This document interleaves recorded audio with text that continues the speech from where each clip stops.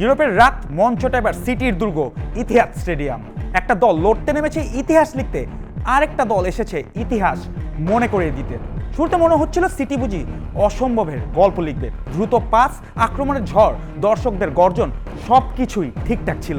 Rodri, Cherki, রেন্ডার্সরা আক্রমণে দেখাচ্ছিলেন সেই পরাবাস্তব দৃশ্যের হাতছানি। কিন্তু প্রতিপক্ষটা যে রিয়াল মাদ্রিদ, ইউরোপের সবচেয়ে বেশি 15 বার সিংহাসনে বসা রিয়াল মাদ্রিদ।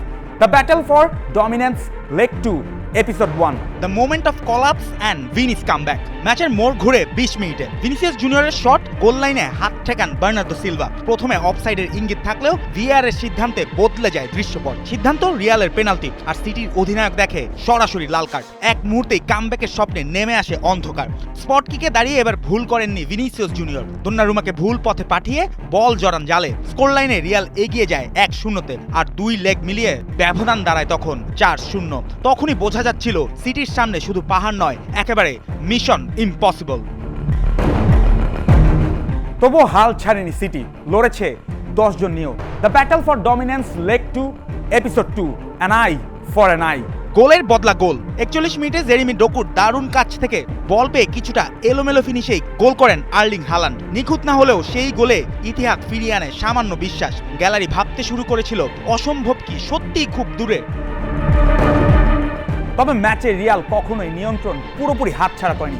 বলের দখল, রিদম, স্পেস সব কিছুতেই গিয়ার একদম গ্যালাক্টিকো। সিটিও চেষ্টা করেছিল, কিন্তু 10 জনের লড়াইয়ে সেই চাপ ধরে রাখা ছিল প্রায় অসম্ভব। তার উপর আবার এক অদৃশ্য প্রতিপক্ষ।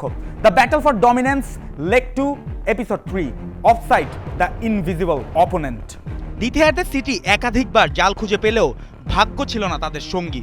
ডোকুর গোল অফসাইডে বাতিল, আয়াত নুরির হেডও একই পরিণতি। প্রতিবারই গ্যালারি জেগেছে, প্রতিবারই নিভে গেছে। স্বপ্ন যেন বারবার জালে জড়িয়েও স্কোরবোর্ডে ওঠেনি।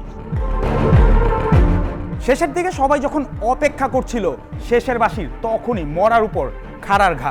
The battle for dominance, leg 2, final episode, the last dance of Vini.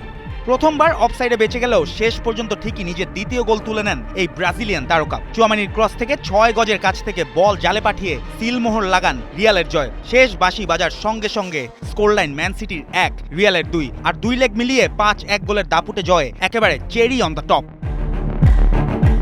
সিটির কোয়াড্রাপল স্বপ্ন শেষ, চ্যাম্পিয়ন্স লিগ শেষ, প্রিমিয়ার লিগে পথ কঠিন। সামনে লিগ কাপের ফাইনাল আর চ্যাম্পিয়ন্স লিগের কোয়ার্টার ফাইনাল। অন্যদিকে রিয়াল মাদ্রিদের সম্ভাব্য প্রতিপক্ষ বায়ার্ন মিউনিখ বা আতালান্তা। জুবায়ের নূর, 71।